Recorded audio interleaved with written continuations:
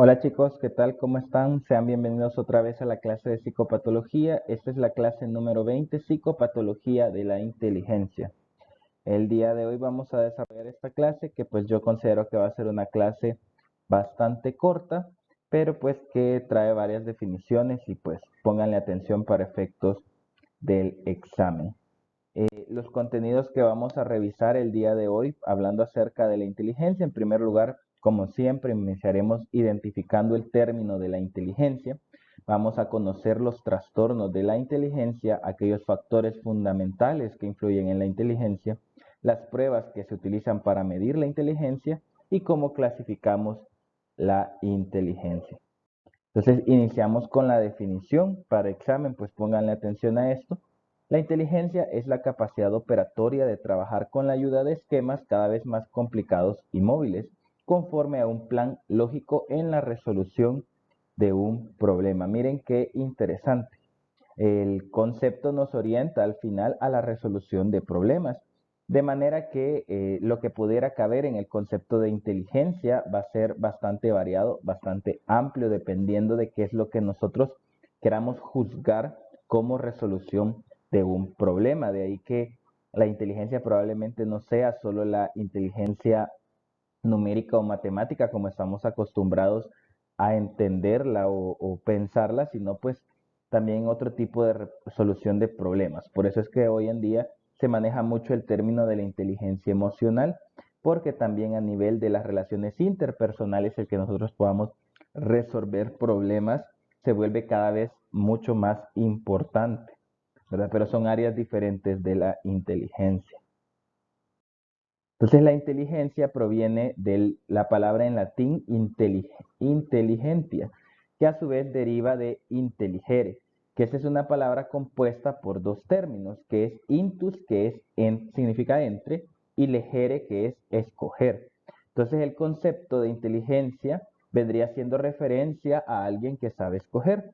La inteligencia permite escoger las mejores opciones para solucionar una cuestión. Otra vez volvemos a la resolución de conflictos, ¿verdad?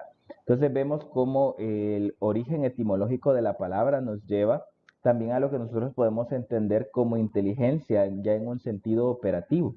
Escoger entre varias cosas y la persona que escoge bien entre varias cosas para solucionar un determinado problema, pues a esto es lo que vamos a llamar inteligente. Justamente lo que yo les decía, hay varios tipos de definiciones en cuanto a la inteligencia. Podemos hablar de inteligencia psicológica, por ejemplo, la capacidad cognitiva, como les digo, que es lo que generalmente pensamos que es inteligencia, la capacidad de aprendizaje también, eso es una forma de medir la inteligencia, y también la capacidad de relación. O sea, las relaciones interpersonales vendría siendo la inteligencia emocional y todos esos caben dentro del término de la inteligencia psicológica. Luego está la inteligencia biológica, que es la capacidad de adaptarse a las nuevas situaciones. Esto va muy de la mano con pues ciertos términos o racionamientos que podrían ser hasta evolutivos o ontológicos, ¿verdad? Sobre cómo el ser humano tiene la capacidad de adaptarse en el medio, solo pues quien se puede adaptar sobrevive. Entonces lo mismo para todos nosotros. ¿Qué tal, por ejemplo, llegan a una nueva universidad? ¿Cómo se van a adaptar a las nuevas reglas, al nuevo ritmo, a la nueva filosofía de enseñanza? Pues a eso nos referimos con la capacidad de adaptación o inteligencia biológica. También podemos hablar de una inteligencia operativa, ¿verdad? Que es la capacidad de aprender procesos y poder llevarlos, ¿verdad? Y poder también de alguna manera calificar o evaluar los procesos. Pero en todos los casos, sea de lo que estemos hablando, la inteligencia abarca la capacidad de entender, asimilar, elaborar información y utilizarla en una forma adecuada. Otra vez, orientados a la resolución de los problemas. Sea cual sea la situación, podemos estar hablando de un problema numérico, de un problema de lógica, de un problema que implique pues conocimiento académico. Tenemos que tener capacidad de poder entender la información, asimilarla, al asimilarla, elaborar nuestra propia información y utilizarla de una manera adecuada para poder resolver un problema. Muchos autores han hablado también de lo que es la inteligencia y pues unos con más o menos elementos han ido pues también hacia lo mismo. Por ejemplo, Piaget, que es pues uno de los grandes teóricos del desarrollo, él dice que la inteligencia afecta a todas las dimensiones de la conducta y es esencialmente adaptativa y asimilativa. Otra vez aquí tenemos el concepto, digamos, biológico de la adaptación y el concepto psicológico sobre el aprendizaje, la retención y el poder ocupar nuestra propia información. Pero miren qué interesante que Piaget habla de la conducta, ya que también la inteligencia va a tener una resonancia a nuestros actos, a nuestras decisiones, no solo, por ejemplo, a sacarse 10 en un parcial, sino pues a las conductas que nosotros podemos llegar a tener en una determinada situación.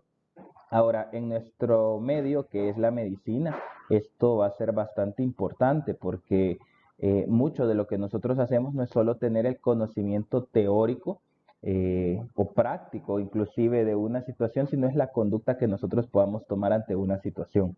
En una emergencia, tenemos que ocupar todo nuestro conocimiento para tener una conducta decisiva, determinante, no tener miedo, no dudar de nuestro propio conocimiento, transmitir también esa seguridad a nuestros pacientes, de manera que evidentemente el concepto de inteligencia aquí se vuelve una cuestión más abarcante todavía, digamos algo un poquito más holístico. Y como les digo, a través de lo que nosotros hacemos, que es la medicina, lo podemos entender un poco más. No todos los estudiantes que en los parciales o en la clase son los que más participan o los que se sacan 10 pueden trasladar ese conocimiento hacia una conducta que en el hospital les favorezca. Y eso también habla de su propia inteligencia. Vea, no digo que no seas inteligente, sino que la inteligencia es diferente. En cambio, muchos estudiantes que podríamos llegar a considerar hasta regulares, pues de aquello que han aprendido, se sienten seguros y toman conductas con los pacientes que resuelven. También Patty Horta, ella menciona que la inteligencia es la capacidad de comprender algo, capacidad de asimilar conocimiento nuevo. Volvemos otra vez a la misma, cómo se asimila el conocimiento. Esa definición de Patty Horta, pareciera que va más hacia lo teórico, hacia el aprendizaje, ¿verdad? Pero recuerden que el aprendizaje no solo es hacia lo académico, sino también puede ser hasta lo físico. Como vimos en otras clases, hasta los movimientos son algo que se aprenden. Ya cuando hablábamos de actos voluntarios, instintivos, ¿se acuerdan? Pues ahí va esto también, o sea, la capacidad de aprender y la capacidad de asimilar nuevo conocimiento, esto puede ser en cualquier área o cualquier disciplina. Bien, entonces aquí viene algo bastante importante, cómo una persona desarrolla la inteligencia. Por supuesto que algo que nos va a jugar un papel importante en todo esto es la propia genética, cómo pues de una familia a otra la capacidad mental definitivamente, o la capacidad intelectual es algo que se puede heredar, pero no es lo único. Aquí ya hablamos más bien de la relación con el medio, o sea, lo que conocemos como epigenética, o sea, la base genética que tenemos y cómo nosotros con nuestras experiencias podemos llegar a desarrollarla o incluso truncar el desarrollo de la inteligencia. Ahí hablamos de la naturaleza del ser humano, o sea, del propio temperamento que tiene una persona y cómo ocupar, digamos, esa facilidad de aprendizaje o asimilación de información, la vamos a llegar a explotar al máximo o inclusive nos puede llegar a ser o convertir en personas bastante cómodas. Las experiencias vitales, aquí podemos hablar, y la crianza, en estos dos casos podemos hablar tanto de los reforzamientos, como por ejemplo algunas personas ante su inteligencia tienen reforzamientos positivos que los hacen continuar y querer seguir asimilando conocimiento, y en cambio en otros medios esa inteligencia puede llegar a ser hasta coartada. Pareciera mentira, pero pues esto lo vemos en psiquiatría infantil. No todos los niños viven en una familia, digamos, que valore el conocimiento a un nivel teórico. Para ellos quizás la inteligencia es una cuestión muy diferente, de manera que no tienen el refuerzo positivo como para seguir explotando la inteligencia. En este sentido, pues estudios recientes estiman que en la primera infancia alrededor del 25 al 40% de la variación individual en la inteligencia medible se debe a la genética. Sin embargo, en los adultos este número aumenta aproximadamente al 80%. O sea, ya para la adultez, ¿cómo varía, digamos, eh, eh, lo que le podemos atribuir a la genética para el desarrollo de la inteligencia? En los niños es poco, en los adultos es todavía mucho más. Bien, en esta diapositiva revisaremos algunos factores fundamentales de la inteligencia. Tenemos la capacidad de asimilación y la capacidad de operación lógica. En cuanto a la capacidad de asimilación, aquí hablamos de la capacidad de aprendizaje y la capacidad de la memoria asociativa. Miren qué cosa, ¿verdad? No, digamos que en las dos tienen que hacer esto, la capacidad de asimilación, pero no todas las personas lo tienen. Algunas personas se puede decir que aprenden bastante rápido y esto les lleva a tener pues una memoria asociativa bastante buena y eso, pero a veces no necesariamente. Vuelvo al ejemplo de nosotros como médicos. Puede que una persona tenga una gran capacidad de aprendizaje, digamos, en un sentido académico, en un sentido teórico, pero evocar esos recuerdos y que nos ayuden a resolver problemas no necesariamente es así. Aquí hablamos de memoria asociativa o no poder asociar todo lo que nosotros aprendemos. Estamos acostumbrados a entender, digamos, a la medicina como si fueran hechos aislados. Pónganlo, ahorita ustedes están aprendiendo de psiquiatría y lo ven aislado a aprender pediatría, a aprender ginecobstetricia, pero no, eso no es así. La verdad es que en una misma persona recae todo el conocimiento médico, o sea, todo interactúa. Entonces, la capacidad que nosotros tengamos no solo de aprender en un sentido lineal, sino que podamos asociar todo lo que aprendemos en un sentido más holístico, esta es la capacidad de asimilación. Luego tenemos la capacidad de operación lógica.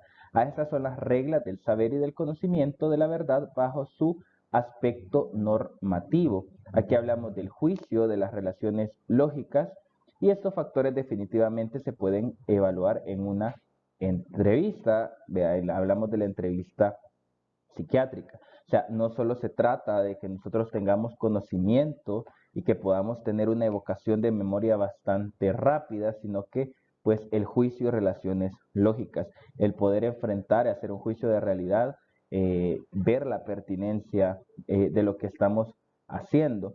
Les pongo un ejemplo, reciben ustedes a una persona en la emergencia y de pronto no se pueden clavar con que lo primero que tienen que hacer es ponerle una sonda transuretral. El juicio donde queda probablemente lo necesite, probablemente va a llegar a la UCI o a máxima urgencia y lo va a requerir, pero la relación lógica es que no es lo más importante en ese momento. Lo mismo, digamos, podemos evaluar en una entrevista psiquiátrica. Probablemente las respuestas como tal de los pacientes no sean malas en sí mismas, pero el juicio de realidad, las relaciones lógicas que hacen a los problemas que nosotros les estemos planteando. O sea, la propia entrevista en sí es un desafío y es un problema o una dificultad hacia responder. Cómo los pacientes, digamos, afrontan esa entrevista, pues nos puede dar mucha cuenta de cómo está la inteligencia, de cómo están los juicios de realidad, cómo asimilan lo que le hemos estado preguntando y a través de eso cómo nos responden. Ahora ya hablando a un nivel de psicopatología, hablando de evaluación, la inteligencia como parámetro del examen mental es una capacidad que enriquece nuestra perspectiva clínica cuando la podemos medir o cuantificar. Entonces, con esta finalidad de que la medición sea lo más objetiva posible, se han desarrollado pruebas que son estandarizadas, a los cuales denominamos test de inteligencia. Vaya, por ejemplo, ¿a qué se refiere esta diapositiva? Este, no es lo mismo que ustedes estén hablando con una persona que no esté escolarizada a una persona que ha pasado por un proceso académico, digamos, hasta nivel universitario. De entrada, pues podemos decir que una persona que logra graduarse de un grado universitario, pues tiene una inteligencia por lo menos dentro del promedio, si no es que superior. el nivel de conocimientos y lo que puede evocar para resolver problemas va a ser diferente a una persona no escolarizada. Entonces, cómo nosotros veamos, como decía la diapositiva anterior, los juicios, las relaciones de asociación que tiene una persona, si nosotros pues medimos la inteligencia y sabemos que de entrada no es tan inteligente, podemos entender que muchas cosas que nosotros veamos no necesariamente son psicopatológicas en sí mismos. Por ejemplo, que una persona acuda, por ejemplo, donde un brujo para resolver un problema, dependerá mucho de su nivel de inteligencia, su nivel académico, su contexto sociocultural, aunque a nosotros no nos parezca lógico. Ahora, el creer en ese tipo de cosas, establecer esa diferencia como de un delirio de tipo mágico religioso a simplemente ideas sobrevaloradas propias de la cultura también es algo que lo vamos a valorar, digámoslo así, a través de la inteligencia que pueda tener una persona. Por supuesto que vamos a esperar más nivel de misticismo en una persona no escolarizada que en una persona que sí lo está, acostumbrada a hechos, a datos, ¿vea? Entonces, esto nos va a dar más riqueza clínica en una persona, por ejemplo, se me pasó, pero bueno, me refería a, por ejemplo, muchas pruebas, por ejemplo, la orientación, la memoria. A veces nosotros preguntamos cosas como las direcciones, el presidente de la República, hechos, datos históricos, que no vamos a esperar que tengan el mismo nivel de respuesta, de resultados en una persona que pues o no está escolarizada o que detectamos que no tiene un nivel alto de coeficiente intelectual, o sea, de inteligencia. Vea, el poder recordar todo eso probablemente no sea una alteración de la memoria en sí mismo, sino pues una alteración de la inteligencia. Entonces, como tal, pues les presento este dato. Yo sé que muchas veces lo han oído mencionar, que es el coeficiente intelectual. Vea, ¿qué es esto? ¿A qué nos referimos cuando hablamos de esto? El coeficiente intelectual es un número que permite calificar las habilidades cognitivas de alguien en relación con su edad. Vea, ¿cómo se califica esto? O sea que dependiendo del grupo etario en el que ustedes estén, así van a ser en primer lugar el tipo de prueba que vamos a utilizar para medir la inteligencia y en segundo lugar es cómo nos va a ir dando en cuanto a tablas percentiles esa medida de la inteligencia. Por ejemplo, el coeficiente intelectual medio en cualquier grupo de edad son 100 puntos. Si una persona supera este número, o sea, 15 o 16 puntos, se trata de lo que se denomina como personas superdotadas. Este tipo de gente es un 2% de la población. Cuando es inferior hablamos de una discapacidad intelectual. Vale, por ejemplo, ustedes hacen un test de inteligencia, un test psicológico de inteligencia. Si a ustedes el resultado les da 100 puntos, significa que ustedes tienen la inteligencia promedio de una persona de su edad, o sea, están bien. Pero si ustedes se pasan de esa media, si estamos hablando que reportan 115, 116, pues tienen una inteligencia superior al resto de las personas de su edad, o por lo menos algunos percentiles. Claro que eso puede ser todavía más alto. Personas con coeficiente intelectual de 136, por ejemplo, eso significa que están muy, pero muy por encima de la media de inteligencia de una persona de su edad, lo cual los hace, como dice acá, pues personas superdotadas. No necesariamente una persona superdotada tiene que ser alguien, un científico o alguien que haga grandes descubrimientos, o por el contrario, un científico o alguien que investiga mucho o que llega a saber mucho tampoco necesariamente tiene un gran coeficiente intelectual. Sepan lo que la inteligencia no es nada sin el esfuerzo y eso también pues eh, da como resultado o modifica la capacidad intelectual de una persona. De hecho, si ustedes de pronto salen con un resultado, no les gusta, pero ustedes lo quisieran modificar, lo pueden hacer a través del esfuerzo, aprender más operaciones matemáticas, leer más libros. Eso les va a dar mayor coeficiente intelectual y va a hacer que, por supuesto, en una prueba salgan mucho mejor. Entonces, a esto nos referimos, o sea, el coeficiente intelectual es un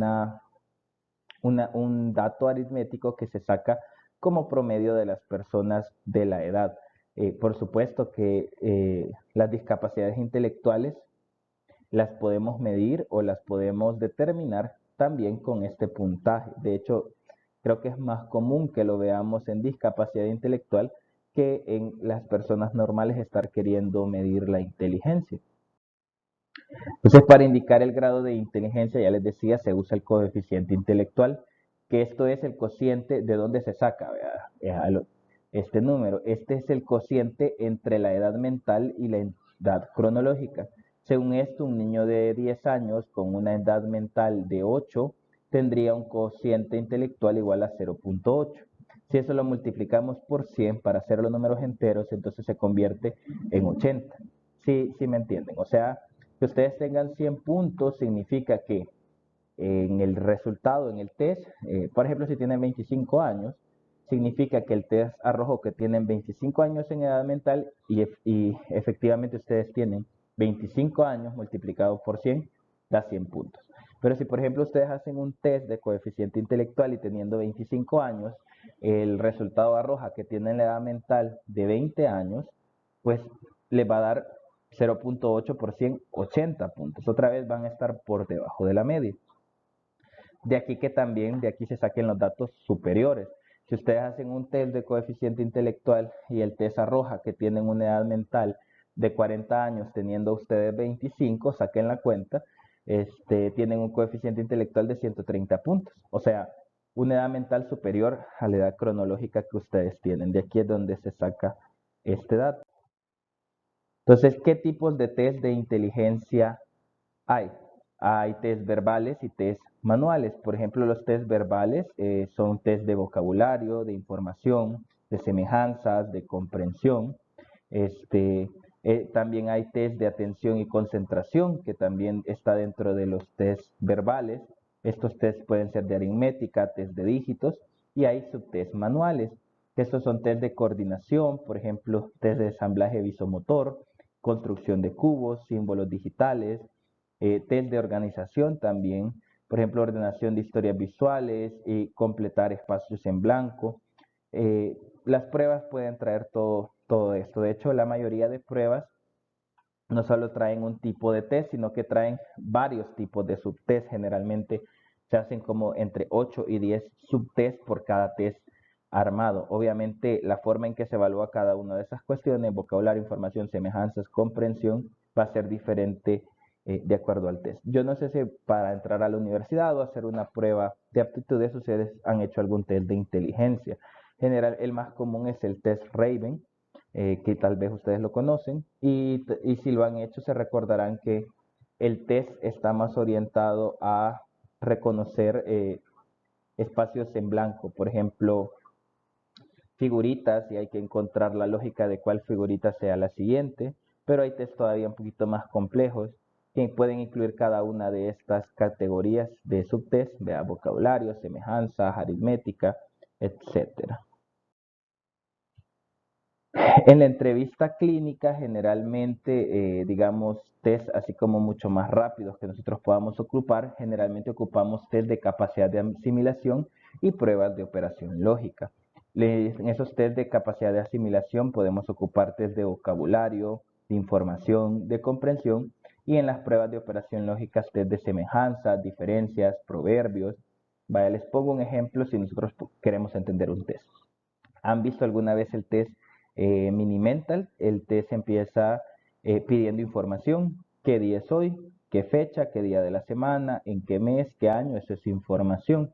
Sigue pidiendo información, dónde estamos, este edificio es de 1 o 2 plantas, cómo llegó hasta acá, requiriendo información y comprensión. Luego viene en vocabulario, generalmente se les pide a las personas que repitan 3 o 5 palabras dependiendo del test, se vuelven a preguntar, ahí vemos vocabulario, vemos capacidad de asimilación. Luego también hay test de semejanzas y diferencias, por ejemplo, se hace la pregunta directa, yo se las hacía en una clase, vea en qué se parece una manzana. Perdón, ¿qué relación hay entre una manzana y una naranja? ¿Qué relación hay entre una silla y una mesa? También en estos test de vocabulario, a veces lo que pedimos es que nos relacionen palabras que inician con una letra. Por ejemplo, se le pide al paciente que nos diga todas las palabras que inicien con la letra P, las que les alcancen en, por ejemplo, 10 minutos. Lo esperado es que las personas digan por lo menos 10 palabras. De ahí empiecen papa, papá, pera, paloma, puerta, etcétera. ¿Verdad? Le damos un minuto a las personas para poder hacer toda esa evocación. Esas son las cosas que podemos hacer en una entrevista clínica. A veces usamos un test, digamos, así bien específico o estandarizado, o a veces solo como un pincelazo. Ya conocemos, digamos, las preguntas y solo para ver cómo está la inteligencia así a nivel de comentario, vea, conservada, disminuida, etcétera. Vea, en capacidad de asimilación, vea, aquí vienen otros ejemplos. Por ejemplo, en el caso del vocabulario, se le pide al paciente que defina palabras, vea, qué es piel, qué es plural, microscopio, pueblo, caballo. Aquí le estamos pidiendo definiciones. Ahora, capacidad de asimilación, de información también a puras preguntas. ¿Cuántos huevos trae una docena? 12, ¿verdad? Parece básico, pero algunas personas no lo captan. Diga cuáles son las 4 estaciones del año, a qué temperatura se congela el agua, a 0 grados, quién es el presidente de El Salvador, lo que les decía, información, qué celebramos el 15 de septiembre, digan el nombre de 3 ciudades importantes de El Salvador, los nombres de los 5 continentes, o sea, aquí requerimos información. En cuanto a la comprensión, aquí hacemos preguntas que pueden sonar hasta de broma, ¿no? De qué color era el caballo blanco de Napoleón y la gente se queda pensando, de hecho creo que esta era una broma popular, es blanco, ¿no? ¿Qué pesa más, 1 kilogramo de lana o 1 kilogramo de plomo? Son preguntas como con trampa. ¿Para qué existen los colegios? ¿Por qué se pagan impuestos? ¿Por qué son necesarias las leyes? ¿Por qué se deben cumplir las promesas? Estas últimas son preguntas más abiertas, pero obviamente nos dan la capacidad de comprensión. Por ejemplo, ¿qué dirían ustedes? ¿Para qué pagan impuestos? Pareciera que a algunos adultos se les olvida por qué pagamos impuestos, pero sin impuestos no funcionamos, o las leyes. Luego pruebas de operación lógica, lo que ya les decía, esto ya lo hemos hecho en otras clases. ¿En qué se parecen o en qué tienen en común manzana y mango? Ya habíamos dicho que son frutas. ¿En qué tienen en común el periódico y la radio? A ver, medios de comunicación. ¿En qué tienen en común un pájaro y un avión? Que ambos vuelan. Vea, ¿qué tienen en común la poesía y una estatua? Que ambos son formas de arte. Si ven hacia dónde, vea. Ya en otra clase hemos hecho esto de la semejanza. También podemos poner diferencias. Vea, ¿en qué se diferencian un río y una laguna? Pues aquí sí vamos más a lo descriptivo, ¿verdad? ¿En qué se diferencia un buey de un caballo? Un enano de un niño, un error a una mentira. ¿En qué se diferencia ser avaro entre ser económico o que nos gusta economizar? Esos son los tipos de preguntas que podemos hacer en cuanto a diferencias. En cuanto a proverbios, esto es bien interesante también cuando nosotros evaluamos clínicamente. Eh, Muchas veces la gente o sea, no es capaz ni siquiera de completar los refranes y ahí vemos como las alteraciones, pero pues podemos pedir también la, el significado. Por ejemplo, más vale un pájaro en mano que 100 volando. Camarón que se duerme se lo lleva la corriente.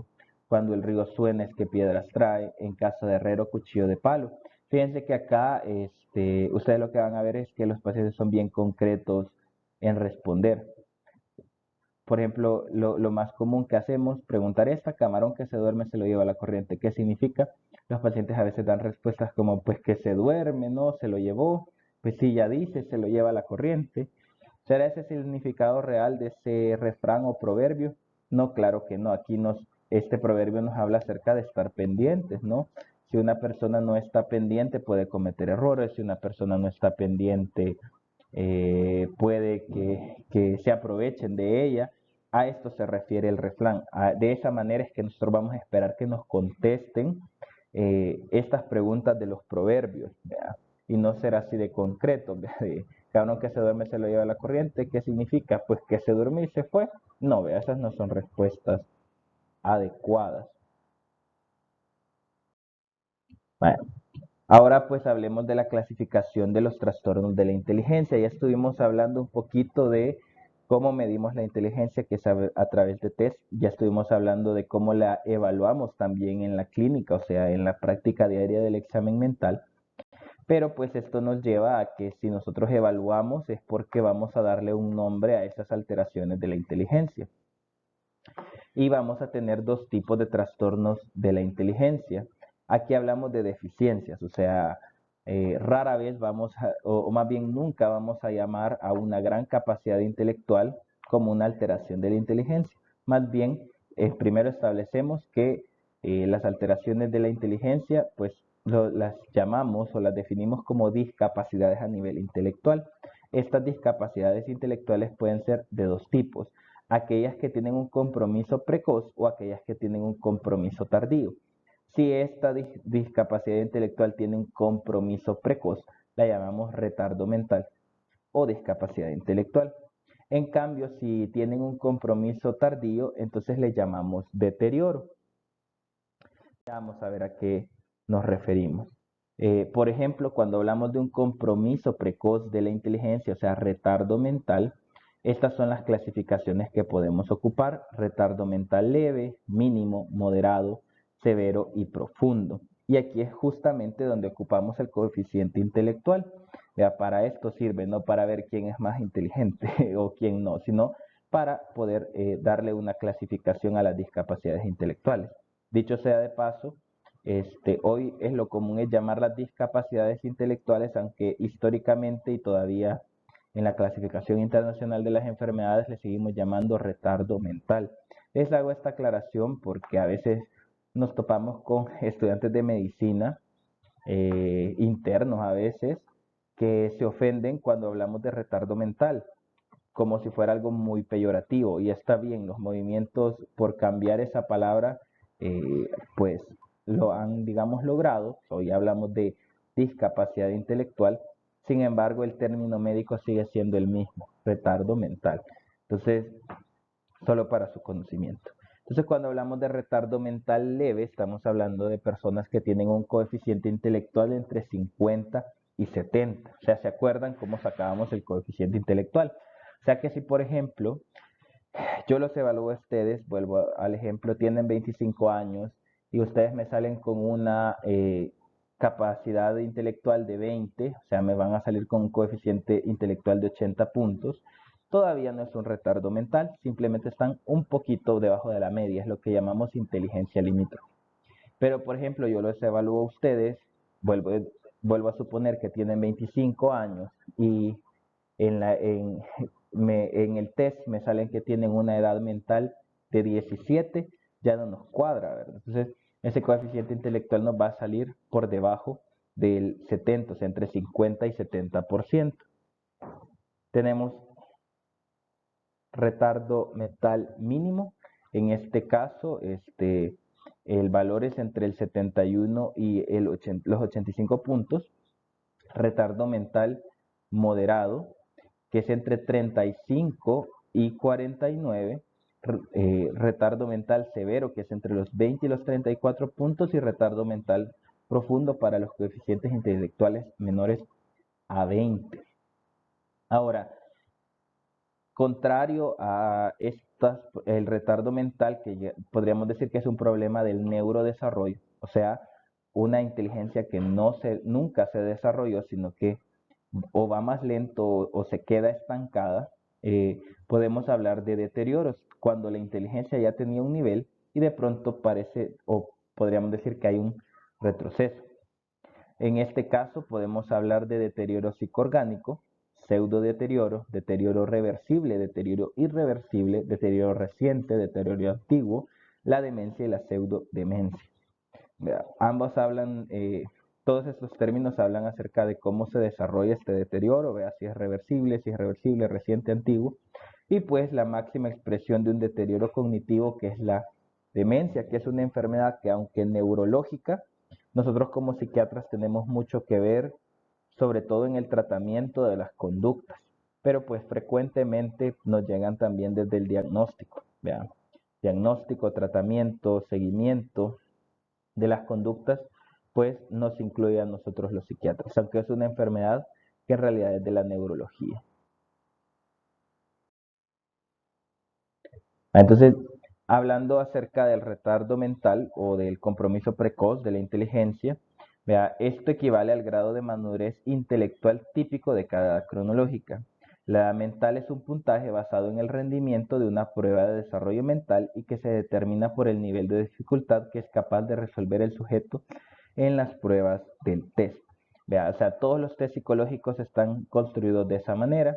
Se dan una serie de problemas de todo tipo, de lógica, de aritmética, test también visuales, visoespaciales, y dependiendo del nivel en que una persona pueda llegar a responder las preguntas o problemas planteados en el test, así es como se determina la edad mental, que a través de esta determinación de la edad mental, pues se determina el coeficiente intelectual. En el compromiso tardía vamos a definirlos una por una. Vea, hablamos del deterioro psicoorgánico. Vea, este término lo que designa es el mismo concepto que ya describimos, pero subrayando la necesaria conexión biológica con el daño orgánico cerebral. Vaya, que la definición está evidente. Pasa, por ejemplo, y es bien frecuente que personas que han tenido traumas craneoencefálicos severos, lesiones cerebrales mayores, que han necesitado incluso de extirpación de áreas cerebrales, pues tengan deterioros psicoorgánicos, o sea, que tienen una conexión completamente biológica al deterioro. Por supuesto, de aquí vamos a extrapolar que también es un deterioro que no es reversible, sino que por el contrario es reversible, pero generalmente lo vamos a ver en ese tipo de pacientes. También tenemos el pseudo deterioro. Aquí el déficit intelectual del paciente se presenta casi en las mismas características del deterioro psicoorgánico, pero cuya causa es más funcional. Lo más frecuente es que se ve en pacientes de edad que cursan una depresión. En este caso, justo tal cual lo dice la definición, a veces enfermedades mentales como depresión, ansiedad, y que esto genera esa cadenita de déficit de atención, luego déficits en la memoria, por supuesto eso nos va a llevar a déficits en la inteligencia, y entonces hablamos de pseudo deterioro, bastante frecuente, por ejemplo, en personas adultos, no adultos mayores, sino adultos en edad madura. Por ejemplo, muchas veces entre los 50 y 60 años es bien común que nosotros mandemos a evaluar eh, con pruebas neuropsicológicas pacientes que ellos perciben ciertos deterioros, pero en los test nos arroja que es un pseudo deterioro, que en realidad lo que está cursando es depresión, ansiedad, y eso explica por qué se han deteriorado. Se trata pues el origen y definitivamente mejora el deterioro. Luego tenemos el deterioro reversible, tal cual lo dice el nombre, es aquel que presentan los pacientes con una patología orgánica susceptible de mejoría. Yo el ejemplo que les ponía sobre un trauma cronoencefálico es bien contundente, irreversible, pero hay otros tipos de daño cerebral en los cuales puede haber un deterioro, digámoslo así, transitorio, que pues cuando también mejora la situación clínica, pues mejora el deterioro. Por ejemplo, en la hidrocefalia, en los hematomas subdurales crónicos, la enfermedad de Wilson, la porfiria, en la insuficiencia cardíaca congestiva, pues pueden ser diferentes trastornos que causen una lesión cerebral que es transitoria. Pero también hay deterioro irreversible, producto de un daño neuronal definitivo que no presenta mejoría espontánea ni por intervenciones terapéuticas. Aquí el ejemplo que les ponía de los traumas cráneoencefálicos severos.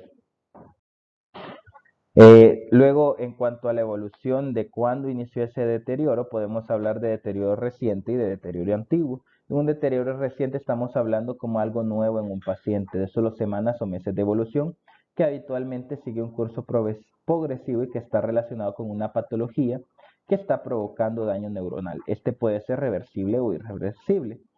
Ahora también hay deterioro antiguo, que por lo general obviamente va a ser irreversible o definitivo, producto de un daño neuronal delimitado y no progresivo que el paciente sufrió en un pasado remoto. Fíjense que tener estos conceptos claros nos ayuda también a la clínica de la demencia.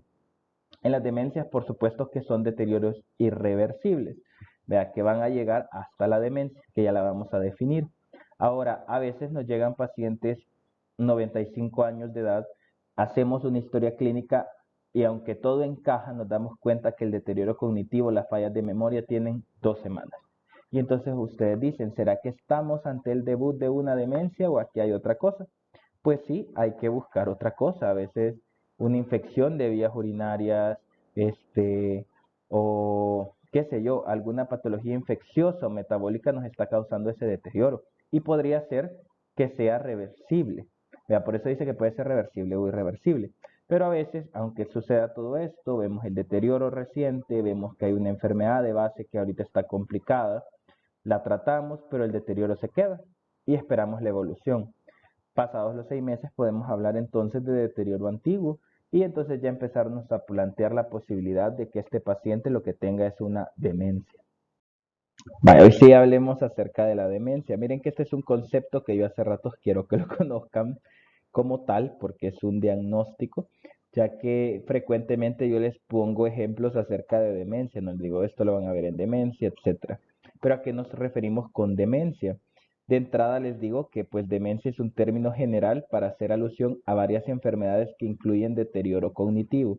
Por ejemplo, la más conocida es la demencia tipo Alzheimer, pero hay demencias de otro tipo, como demencias frontotemporales, demencias vasculares, demencia de cuerpo de Lewy, etcétera.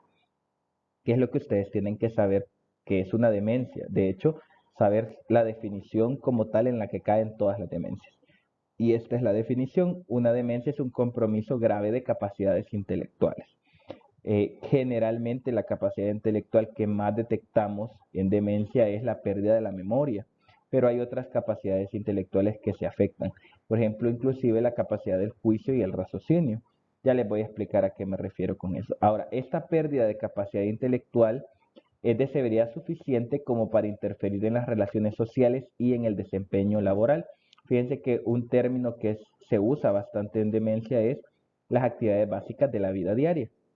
O sea, cuando una persona ese déficit de memoria, ese déficit de juicio, de raciocinio, de inteligencia, es lo suficientemente grande como para interferir con las actividades básicas de la vida diaria, entonces pues ahí hablamos de demencia.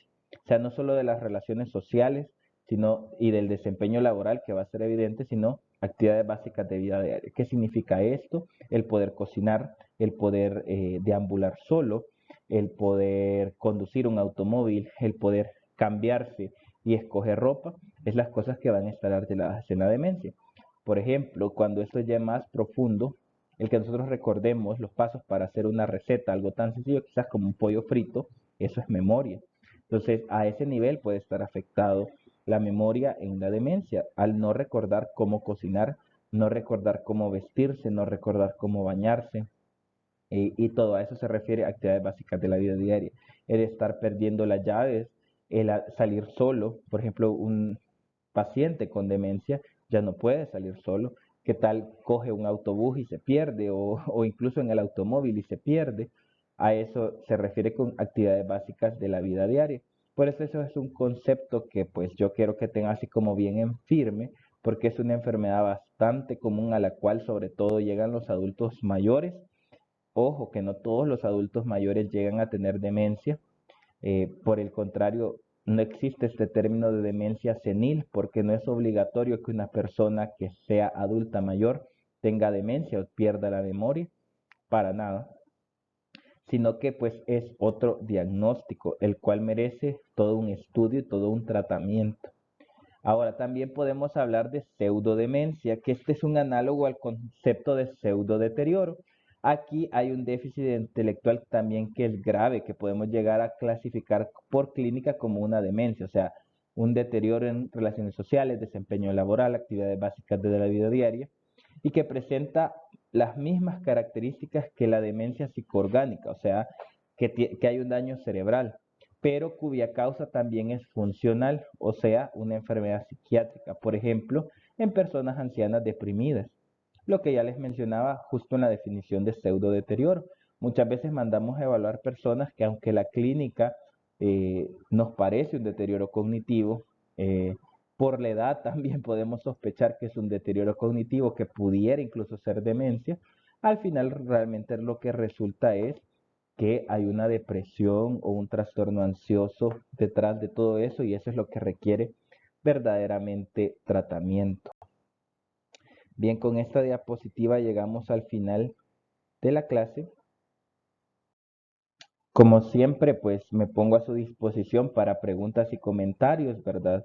Como esta es una clase asincrónica, desgraciadamente no estoy en vivo y en directo como para que ustedes puedan sacar sus dudas, pero para eso tenemos el foro que está en el aula virtual. También tienen ustedes oportunidad de sacar interrogantes cuando tienen laboratorios presenciales, ya sea conmigo o con las doctoras. Y pues estamos completamente a sus órdenes. Los espero en la siguiente clase y espero que pues estén bien y salgan bien en el resto de sus asignaturas. Y como les decía en la clase anterior, échenle ganas, que ya vamos bien a mitad del ciclo. Y pues espero yo que tengan buenos resultados, no solo en esta asignatura, sino en todas las demás. Cuídense y nos vemos en la siguiente clase.